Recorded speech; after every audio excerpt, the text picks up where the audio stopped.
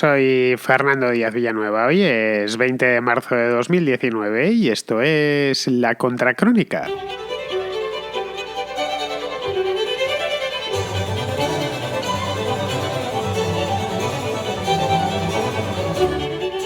De las muchas obsesiones que tiene Andrés Manuel López Obrador, una de las mayores es Pemex, la petrolera estatal mexicana, que no atraviesa desde hace ya bastante tiempo por sus mejores momentos, pero que el presidente quiere revivir. La quiere revivir además 80 años, mejor dicho, 81, que cumplió ayer, 81 años después de que fuese creada tras la nacionalización, la estatalización del sector petrolero en México, que fue allá por el año 1938 y lo ha estado celebrando pues estos mismos días. La intención que tiene López Obrador es acabar con la reforma energética de Peña Nieto.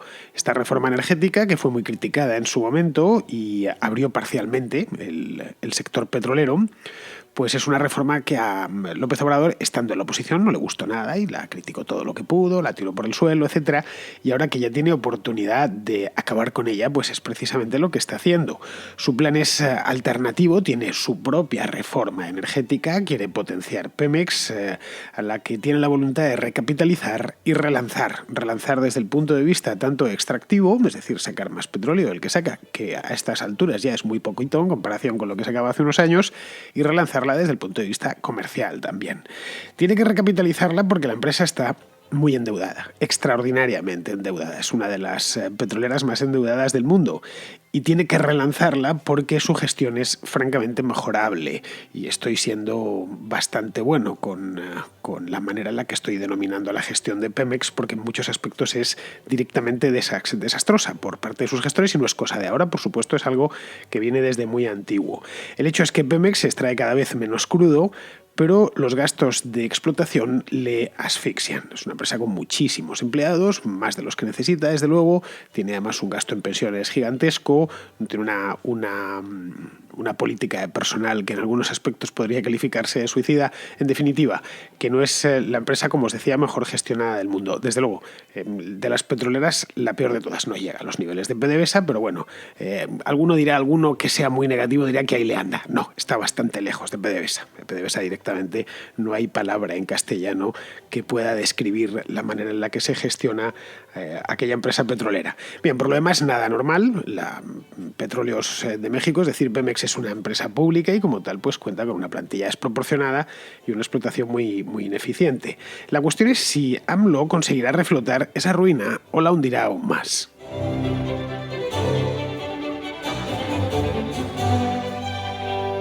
Anda López Obrador con una fijación tremenda con las cuestiones energéticas.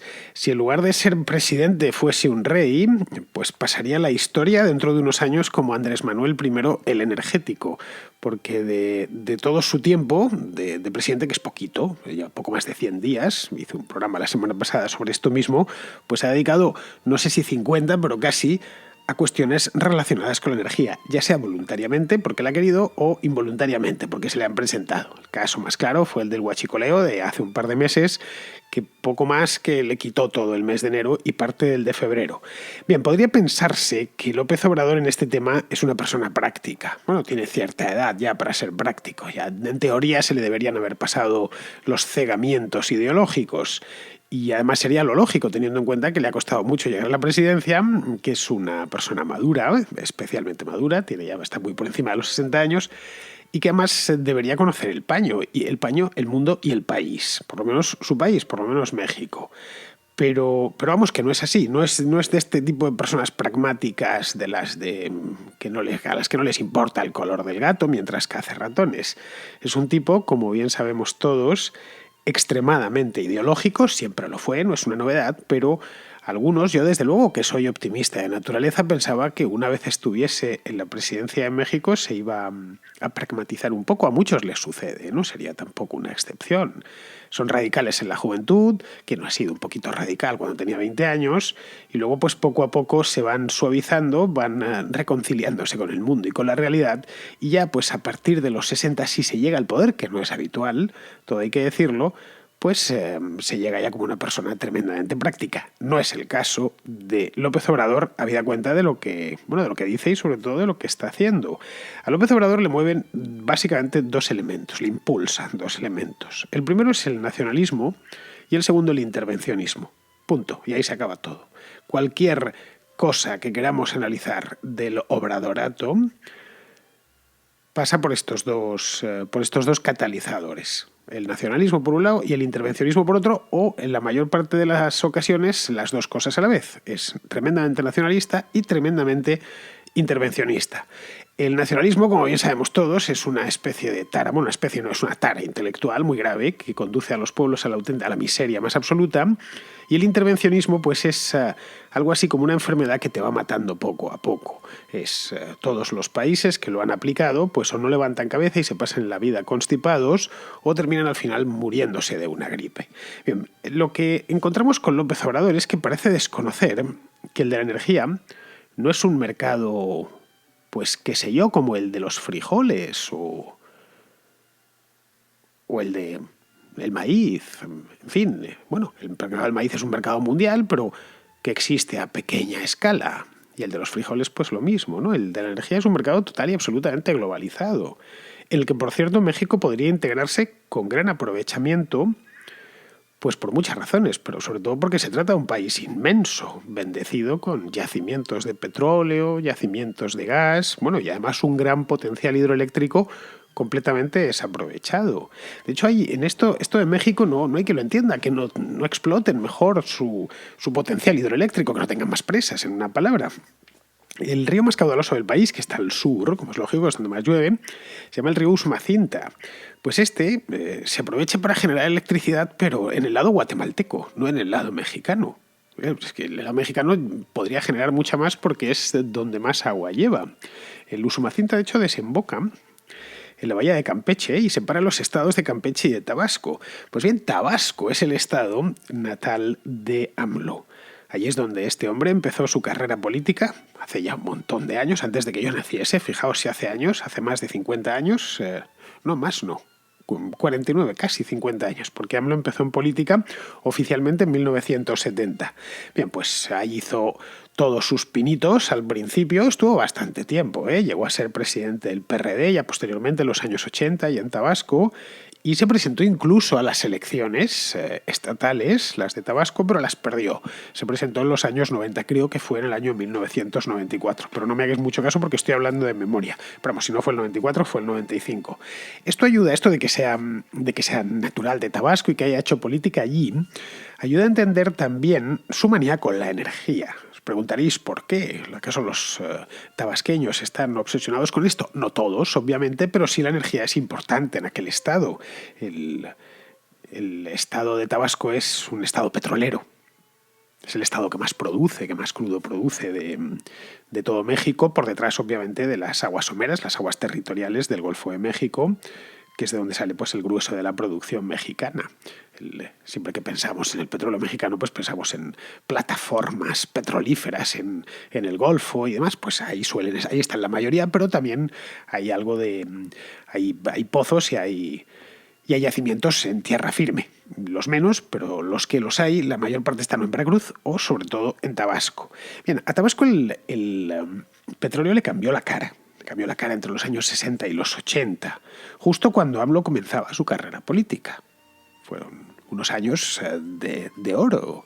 Los gobernantes locales pues nadaban en pesos por la cantidad de dinero que entraba y se hicieron grandes inversiones en aquel entonces. En ese ambiente de petrodólares o petropesos es en el que le salieron los dientes políticos a López Obrador, unos dientes que se han demostrado por lo demás bastante afilados. No lo sé, quizá no se haya quitado el chip. Es posible y siga en las mismas. Siga pensando que gobernar México en 2019 pues es lo más parecido a gobernar el estado de Tabasco en 1985. No lo sé, es una posibilidad. Yo creo que es de los que ven los pozos de petróleo como los antiguos virreyes veían las minas de plata de Zacatecas. Es como el camino directo a la riqueza. Bueno, si hemos encontrado una mina, pues ya no hay que hacer mucho más, porque todo va a emanar de esa mina milagrosa.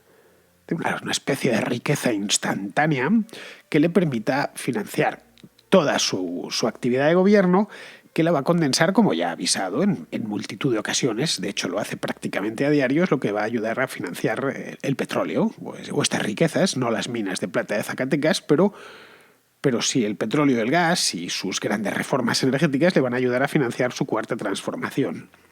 Hasta aquí todo perfecto, bien, encaja. Aparentemente las piezas encajan. El país tiene mucho petróleo, que teóricamente está mal explotado por corrupción, mala gestión, etc. Y por suerte ha llegado él, que lo va a poner todo en orden, y eso va a permitir que el Estado disponga de fondos para llevar a cabo la famosa y la dichosa cuarta transformación. Claro, todo perfecto si no fuese porque los pozos mexicanos están en pleno declive, pero además un declive alarmante. Tengo unos datos aquí que, mientras preparaba el programa, pues me he apuntado, iba a decir en la libreta, en el iPad, que ya sabéis que me he comprado un iPad para apuntar cosas. Bueno, pues me he apuntado en el iPad aquí unos datos que yo creo que son muy ilustrativos. En el año 2004, no hace tanto, o sea, hace pues eso, 14 años, se extraían en México, mejor dicho, se extrajeron, cambiemos el tiempo verbal, 3.400.000 barriles de petróleo diarios, prácticamente 3,5 millones de barriles al día. Eso es lo que se extrajo ese año. En el año 2009 fueron, 5 años más tarde, fueron 2.900.000. Había caído un poquito. En 2017, vamos a dar un salto más grande, ya eran 2 millones.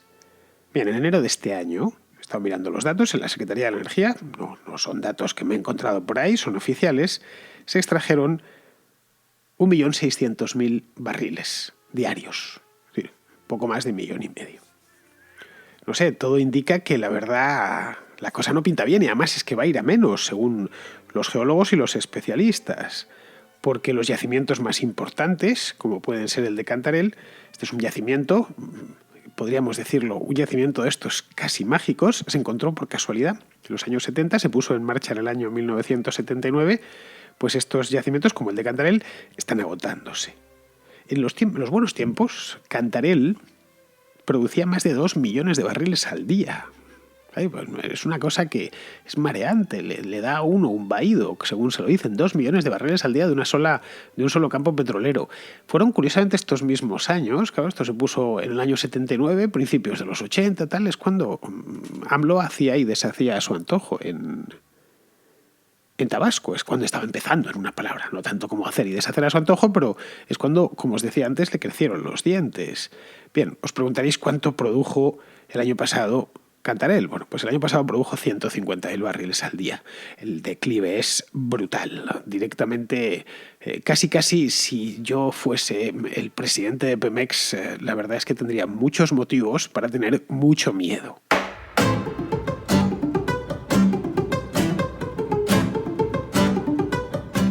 Sumémosle a eso que por el crudo se paga aproximadamente un 30-40% menos en el mercado internacional. Estoy hablando que hace 6 años, que antes de que el petróleo cayese de manera significativa de precio a finales del año 2014.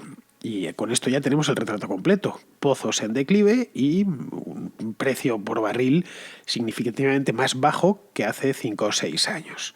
Claro, es cierto que el subsuelo mexicano alberga grandes reservas, probadas, no reservas imaginadas. Se calcula que tiene unos 3.000 millones de barriles todavía esperando ser extraídos. Y me lo creo, además, es muy posible porque especialmente la zona de la Bahía de Campeche, el Golfo de México, aquello es tremendo. A quien les tocó, que fueron a los mexicanos y a los tejanos, la verdad es que tuvieron mucha suerte porque están extrayendo muchísimo petróleo desde hace 100 años y parece ser que no se acaba nunca. Eso sí, cada vez hay que ir a buscarlo más al fondo, cada vez cuesta más extraerlo, ya no es evidentemente superficial, pero vamos, que están ahí los 3.000 millones de barriles. Pero claro, es que ese crudo no sale solo del fondo de la tierra, que por cierto, cada vez, ya os digo, hay que cavar más. Hay más que ver esas grandes plataformas de aguas profundas que se están haciendo en el mismo Golfo de México, como aquella que tuvo esa fuga hace unos años, la Deepwater Horizon. Esto fue en el lado estadounidense. Bueno, pues que estas plataformas perforan hasta los 3.000 metros bajo el fondo del océano. Pero ahí está el petróleo y se puede extraer, porque eso cuesta dinero. Para eso son necesarias inversiones muy cuantiosas. Estamos hablando de miles de millones de dólares en prospecciones, en trabajos de ingeniería. Eso antes de poner un solo barril de petróleo en el mercado. Y por supuesto, todos esos trabajos, aparte de dinero, llevan tiempo. Es decir, que no puedes decir, hoy voy a empezar a hacer una prospección en este bloque y a ver si dentro de mes y medio pues ya empezamos a sacar petróleo de ahí. No. Como decimos en España, no es la purga de Benito. Esto lleva bastante tiempo, estamos hablando de años. El de Cantarell creo que se descubrió en el 71 y no se puso en producción hasta el año 1979, para que os hagáis una idea. Pero vamos, los 4 o 5 años, desde que se encuentra hasta que empieza a brotar oro negro de ahí, no se los quita nadie. Bien, vemos que tenemos un montón de dinero que hace falta y además tiempo. El tiempo que precisamente AMLO no tiene, porque él solo dispone de 6 años y están corriendo ya. Pues bien, todo esto AMLO lo quiere hacer con Pemex. Lo quiere hacer con Pemex despreciando al sector privado, como es lógico en él, habida cuenta de sus sesgos ideológicos que son múltiples. Claro, porque como os decía, su aproximación a este tema es básicamente intervencionista y nacionalista. No considera que pueda entrar una petrolera extranjera, por favor, a llevarse el petróleo de los mexicanos, solo faltaría, hasta ahí podríamos llegar. Eso sí, es que ni lo contempla, es algo que directamente en su cabeza no entra. Claro, y aquí es donde viene el principal problema. Si Pemex fuese una empresa ejemplar desde el punto de vista financiero, y bien capitalizada, sin endeudar, es decir, si hubiese estado bien gestionada, en una palabra, cosa que perteneciendo al Estado es difícil, pero bueno, vamos a poner por caso que fuese como la petrolera estatal noruega, que está, por cierto, muy bien gestionada. Es un caso excepcional el de Noruega, ¿eh? Pero es que no es así, es que Pemex no es la estatal noruega, la petrolera estatal noruega. Es una empresa muy endeudada y gestionada de un modo desastroso, que ni siquiera es capaz de atender el mercado interno de combustible refinado. Es que lo dicen, lo dices y no te lo terminas de creer tú mismo que lo acabas de decir. Esto os lo comentaba hace unos meses, que aunque parezca mentira, en España hay más refinerías que en México. Hay 10 refinerías en España frente a 6 en México. España, la producción de petróleo de España es nada, es cero. Cero no, porque creo que hay un yacimiento pequeñito en el delta del Ebro, pero vamos, que saca nada.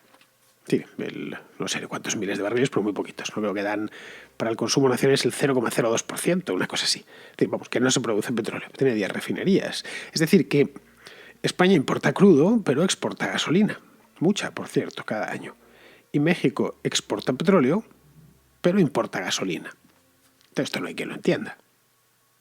Vamos, no lo de España está bien, ya que no tienes petróleo, al menos puedes refinar el de otros y sacarle algo de beneficio a eso, pero lo de México estoy hablando.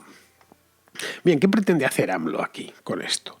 Pues simple, su plan es construir refinerías y abrir nuevos pozos.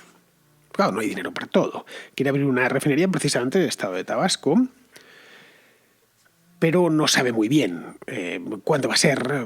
Bueno, sí, lo deja ahora de lado y después se va a poner con ello, pero antes va a abrir nuevos pozos porque, claro, la producción está en declive y necesita abrir, pues lo vi el otro día en el noticiero de Televisa, creo que 20 campos petroleros nuevos y los abrirá además de manera muy rápida.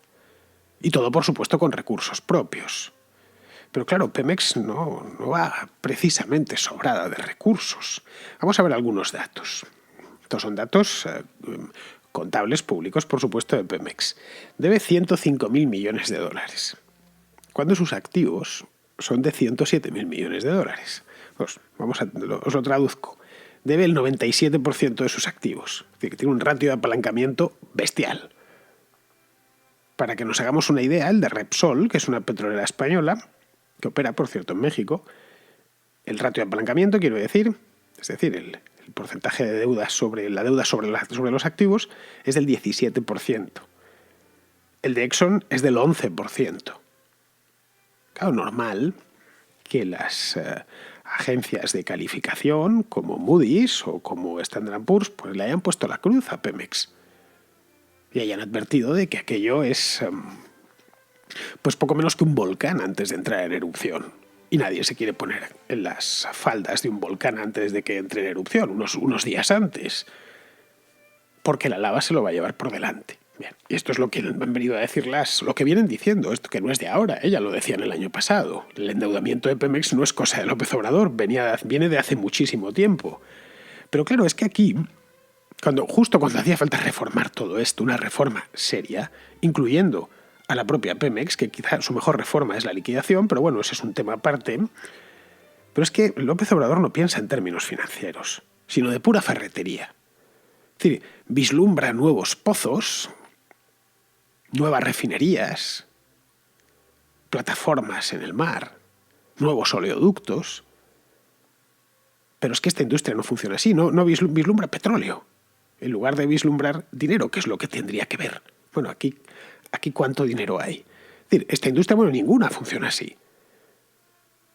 Es decir, no se trata de tener muchos pozos, sino de que la operación de los mismos sea rentable. No hay más. No se trata de que una fábrica de automóviles fabrique 15.000 automóviles al día, sino que fabrique 100 y los venda. Pues lo mismo con el petróleo. El petróleo, la extracción, el downstream, las refinerías.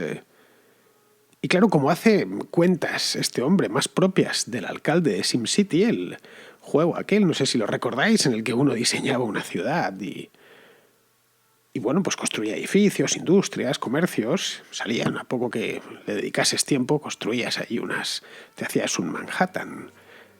Claro, tenía la problemática del SimCity, era pequeña. Pues bien, hace las cuentas del SimCity y más propias del SimCity que del mundo real. Y su plan de hidrocarburos es un reflejo de eso mismo. Este plan lo presentó pues nada más llegar al poder, no sé si una semana después, esto fue en diciembre, y contempla aumentar la producción, agarraos, un 60% de aquí al año 2024 y dejar de importar gasolina en el año 2021. Claro, para hacer todo esto, que por ser posible, pues lo es, evidentemente, lo que tendrá que hacer automáticamente es invertir una cantidad monstruosa de dinero que de Pemex no podrá salir porque no lo tiene. Podría pedirlo, es decir, podría Pemex emitir papel, cosa que ha venido haciendo, es decir, emitir bonos corporativos, pero también ha dicho que Pemex no se va a endeudar más. No, lo que no sé es, como el dinero no lo pinte, no lo sé. Pemex en el año 2018 perdió 7.500 millones de dólares. El año pasado, vamos. Y aún así fue un buen año, porque en 2017 perdió casi 17.000 millones en un solo año, en 12 meses. Esto me sale a 1.400 millones al mes, casi 50 millones al día. Caray. Esto sí que es la maldición, el mal de Holanda, la maldición de las materias primas. Vas sacando petróleo del subsuelo y en lugar de dejarte dinero, te lo quita, te lo saca del bolsillo. Yo sinceramente los números de este hombre no los veo. Vamos, ni yo ni un niño de 12 años. Básicamente cuando quiere prescindir de compañías extranjeras, a las que pues se otorguen permisos de exploración y extracción y colaboren en esto y para llevarse su parte, obviamente, con tecnología, con anticipando capital. De hecho, yo estoy convencido que muchas estarían encantadas de hacerlo. Porque a diferencia de Pemex, sí están bien gestionadas y no tienen esa mochila cargada de piedras a la espalda en forma de deuda. Repsol, por ejemplo, cuenta con varios bloques de exploración en México. No sé cuántos son, 5 o 6. Bueno, y además de una red de gasolineras que abrió recientemente al calor precisamente de la reforma energética de Peña Nieto. Vamos, no lo sé, pero no creo que le hiciesen ascos a una refinería como la que explotan en Perú. Repsol tiene una refinería en el Callao desde hace muchísimos años. Pero esta no es la vía que quiere explorar López Obrador. La única, por cierto, que podría optimizar primero y aumentar después la producción petrolera mexicana, que a fin de cuentas es de lo que se trata, de que entre dinero, no que salga. Prefiere creer que sus planes se trasladarán a la realidad simplemente porque él lo dice, nada más. Es decir, la eterna arrogancia fatal de todo socialista que ya sabemos bien a dónde conduce. No lo sé, pero yo sospecho que en este campo, al menos en el petrolero, los años de Obrador van a ser también un sexenio perdido.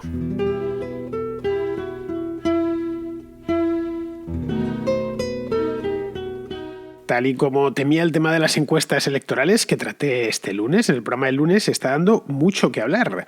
Así que tengo más llamadas, vamos a empezar, voy a meter como mínimo 3. Vamos a empezar con Jorge, que nos cuenta lo siguiente. A ver, el encuestado miente y el encuestador cocina. Es decir, parte de una idea preconcebida y ajusta los resultados a sus intereses. En cuanto al movimiento del voto entre los bloques que llamamos izquierda-derecha o centro-derecha, Creo que no se tiene en cuenta el trasvase de voto entre el PSOE y Ciudadanos, que Ciudadanos busca premeditadamente, irrita mucho al votante del PP y sobre todo al de Vox, pero que es un movimiento lógico al definirse como liberal progresista, y más aún cuando se refuerza con gente de UPyD o directamente del PSOE. Respecto a lo de predicar con el ejemplo, está muy bien y es preferible, pero el sistema se cambia más fácil desde dentro, siempre respetando las opciones personales, claro. Un tema que trataste también ayer es lo de la solidaridad y el liberalismo. Estoy totalmente de acuerdo contigo. Creo que fue a Escotado al que se lo leí, algo así como que solo se puede ser solidario con lo que se posee. Es decir, si uno es propietario de algo, es cuando se puede ser solidario dándoselo a otro. Muchas gracias y un saludo. Bueno, Jorge, veo que has metido varios temas en el mensaje. El minuto te ha dado bastante de sí, ¿eh? Veamos, vamos a ver. Los temas de la contrarréplica no te los respondo, sino me ciño exclusivamente, los que has hablado de la contrarréplica este domingo, me ciño exclusivamente al tema de las encuestas. Vamos a ver, el trasvase de votos PSOE Ciudadanos ya está descontado, es decir, ese ya se produjo en las últimas elecciones. Hoy el PSOE, como bien sabemos todos, es un partido mucho más escorado a la izquierda de lo que estaba hace 5 o 6 años. Es un partido que se ha podemizado, esto se viene diciendo desde hace tiempo, pero es que es real. Y esa es la razón por la que Sánchez pues es secretario general, porque es un partido podemizado. Un partido no podemizado no hubiese elegido a este tipo. Así que en muchos aspectos... yo por lo menos lo veo y no soy el único. Yo creo que el Ciudadanos es hoy el PSOE de los años 80, o en buena medida es el PSOE de los años 80. No es casual que socialistas históricos, como Joaquín Leguina, por ejemplo, o Celestino Corbacho, le hayan hecho ojitos a Ciudadanos. Caray, que Villegas, que es el número 2 o el número 3 de Ciudadanos, venía del PSOE. Pero vamos, eso ya se trasvasó en su momento.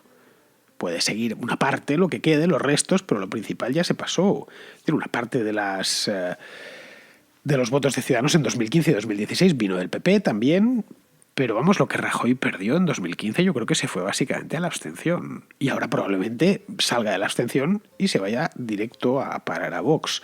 Bien, vamos ahora con Borja, que quiere aportar un elemento más al análisis. Yo soy un poco escéptico de lo que están prometiendo por un motivo más, que veo que no has mencionado, y es la ley, el hecho de las circunscripciones provinciales y la ley DONT que hace el reparto de escaños en el Parlamento. Y luego ya en el Senado ni te cuento. Porque ahora mismo la gente puede estar queriendo votar a uno o al otro y tal. Y luego cuando se hacen los resultados de las encuestas, no sé si a lo mejor si está incluido el reparto de escaños por provincia, es decir, que han ido haciendo las encuestas provincia a provincia y han cogido de Soria a los dos principales grupos, de Palencia a otros 2, 3 escaños, porque salen muy pocos escaños para muchísimas provincias y luego un mogollón de escaños para las provincias más pobladas, que son unas pocas en España, ¿no? Pues Madrid, Barcelona, Sevilla, Valencia, etc. Entonces, luego cuando se avecine el día de las elecciones, mucha gente cambia lo que ocurre, lo que ha ocurrido otros años, es que mucha gente cambia su decisión de voto pocos días antes de las elecciones para hacer lo que se llamaba el voto útil. Y eso lo he visto siempre en las convocatorias a elecciones. Que en las últimas semana, 2 semanas, se cambia el voto para que así para que el voto sea algo útil y no darle a uno que luego al final no va a conseguir ningún escaño. Y eso puede hacer que algunos partidos políticos que no tengan muchas opciones, o depende cómo se les vaya dando la campaña, toda la pre-campaña y campaña, pues puede ser que acaben perjudicados y al final acabe ganando uno o dos, ¿no? Y esto es lo que siempre se ha argumentado que potencia el bipartidismo, el reparto de escaños y la ley DONT. Bien, Borja, vamos a ver, una buena encuesta, de las caras, obviamente, las encuestas tienen un precio, pues sí que tiene en cuenta el reparto provincial, como es lógico. Las baratas simplemente aproximan. Pero bueno, vamos a ver, para centrar un poco el tema. Con Madrid, Barcelona, Valencia, Alicante, Sevilla, Málaga, Murcia, Cádiz, Baleares, Coruña, Las Palmas, Vizcaya y Zaragoza, es decir, 13 provincias, con esas 13 ya tienes más de la mitad del Congreso. Es Tienes 177 escaños, para que te hagas una idea. Luego en el Senado, eso sí, el Senado está más igualado porque cada provincia envía 4 senadores, las islas grandes envían 3, Ceuta y Melilla envían 2 y las islas pequeñas envían 1, menos Formentera, que no envía ninguno, y eso a los habitantes de esa isla pues creo que les molesta bastante. Porque dicen, bueno, ¿quién nos ha mirado mal para que nosotros no podamos enviar un senador a Madrid? Supongo que llegará un momento en que se lo terminen dando. Pero bueno, que en el Senado, si te fijas, las encuestas, el Senado suelen pasarlo por alto, como si no existiese. Aparte, el Senado, como bien sabes, pues pinta bastante menos que el Congreso. En el Congreso lo que hacen es aplicar cocina, que no queda otra. Es decir, es necesaria, porque no todo el mundo tiene el voto claro. Entonces el encuestador al final lo que hace es que cocina, ajusta, vamos a llamarlo, para utilizar la palabra cocina que queda muy fea, ajusta en una dirección o en otra. Claro, ya se sabe, el que parte y reparte, bueno, pues el que cocina le da el toque de sal adecuado, de pimienta, o bueno, ya se sabe, a fin de cuentas el quien paga eso es el que lo lleva en una dirección o lo lleva en otra. Pero bueno, por eso las encuestas, siempre lo digo, hay que pillarlas con pinzas. Bien, tengo una más con respecto a este tema de las encuestas. Esta viene de Alfonso. Y esta, más que un análisis, es literalmente una petición a los oyentes. Quería incitar un poco a los indecisos a radicalizar su voto. Me refiero a todo aquel que dude si votar al PP o a Vox, por ejemplo, o a Ciudadanos, que vote a Vox, no al PP. Y todo aquel que dude si votar al PSOE o a Podemos, que vote a Podemos.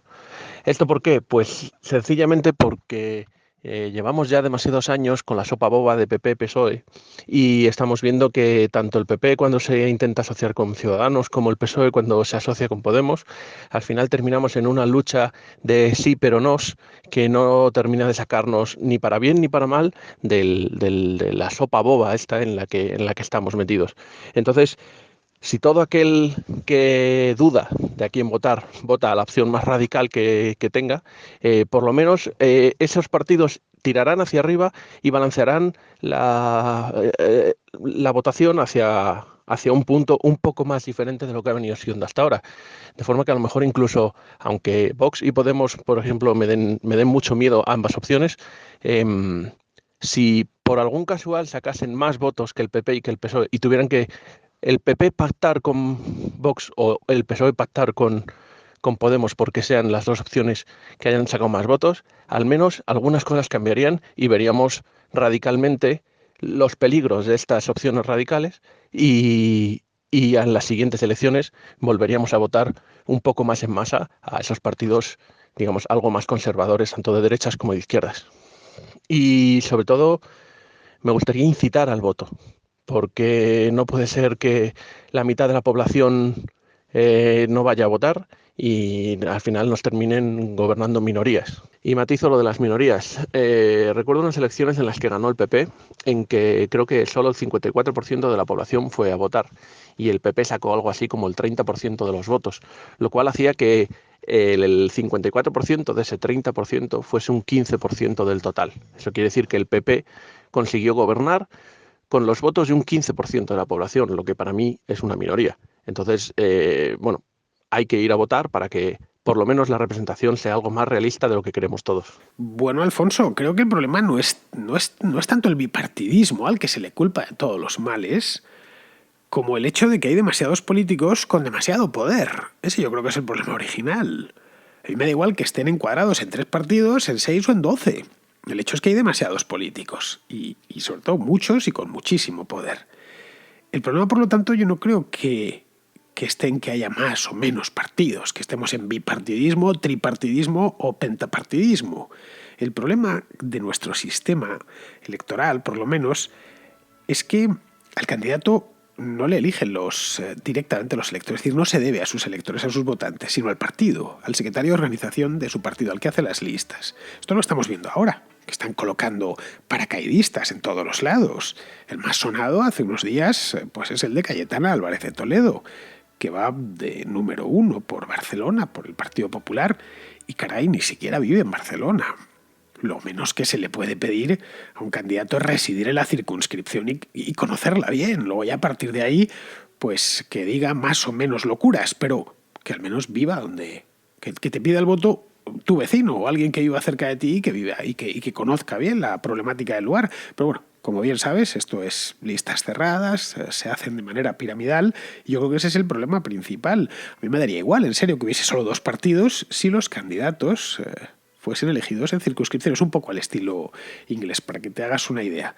Respecto a lo que comentas de la abstención, pues no creo que sea un problema de España. En serio, no es un país en el que haya una abstención disparatada. Ronda el 30%, que es una cosa bastante normal. En Alemania también ronda el 30%, dependiendo de las elecciones y pues lo importantes que sean. Hay elecciones en las que en lugar de votar el 70, pues vota el 75 y otras, pues vota el 65, como sucedió en las últimas elecciones, que votó creo que fue el 66. Pero en otros países la abstención es mayor. En Estados Unidos ronda el 40-45%, en Suiza ronda el 50%, en Francia, en cambio, la abstención suele ser menor, suele rondar el 20% de promedio. Pero vamos, es que es perfectamente normal que haya gente a la que la política no le interese y pase de esto, porque va a meterse en esto si no le interesa lo más mínimo. A razón de que no, es que esto es que te importa, sí, seguro, claro que le importa, pero bien, entiende que sus intereses están suficientemente bien protegidos por las leyes, no lo sé, por las que por supuesto ningún político puede pasar y no debe de pasar, ¿no? Luego también es normal que haya gente que siga esto, es decir, que aunque siga la información política y le interese, pues no quiera participar de este espectáculo por razones múltiples, entre ellas pues porque ninguno de los candidatos o de los partidos le gusta personalmente y es muy respetable. En fin, vamos a ir terminando ya. Vamos con Pizarro, que nos hace el comentario del día de cierre de esta contracrónica de miércoles con el asunto de ayer, el de Nicaragua. Los pinoleros que se manifiestan contra su tirano tienen un valor seco que impresiona desde la distancia, por lo anunciado del castigo, por lo injusto del mismo y por su certeza. Que la oposición política les haga honor no mercadeando con ellos es una acción encomiable que nos da a todos esperanza en que sabrá aguantarle el pulso a Daniel y sus acólitos. Si en Nicaragua la opresión va a ceder antes de que se llegue a las calamidades venezolanas, no se sabe. Pero es un deseo vehemente que cuenta con la gente con la determinación que se precisa. Poca ayuda exterior van a encontrar, pero ya han demostrado al mundo que no les faltarán redaños. Un cordial saludo de Pizarro. Pues queridos amigos, hasta aquí ha llegado la contra de hoy, miércoles, como os decía antes. Mañana, que será jueves, también habrá contra. Mañana, de hecho, será la última contra de la semana, porque el viernes, como bien sabéis, desde hace ya más de un mes, los viernes están dedicados en exclusiva a la contrahistoria, programa que, por cierto, ya ha renacido y está gozando de una salud excepcional. Y una cosita antes de irme, en el canal de YouTube de Academia Play, no sé si lo conocéis, si no lo conocéis, es un canal maravilloso, hacen animaciones de estas en las que sale una manita dibujando. Bueno, pues el que hace el canal, que es Javier Rubio, es amigo mío y hemos hecho un proyecto común, hemos hecho una cosita juntos, él ha dibujado, ha hecho la parte difícil y yo lo que le he puesto es el texto y la voz. En concreto, hablas de Lezo, así que si tenéis un momento, os interesa la figura, podéis pasaros, está desde ayer publicado para que le echéis un vistazo. Podréis ver allí lo bien que dibuja Javier. Y bueno, yo he hecho en la medida de mis posibilidades, pues he hecho lo que he podido, tanto narrando la historia como escribiéndola. Así que con esto me despido de vosotros. Hasta mañana.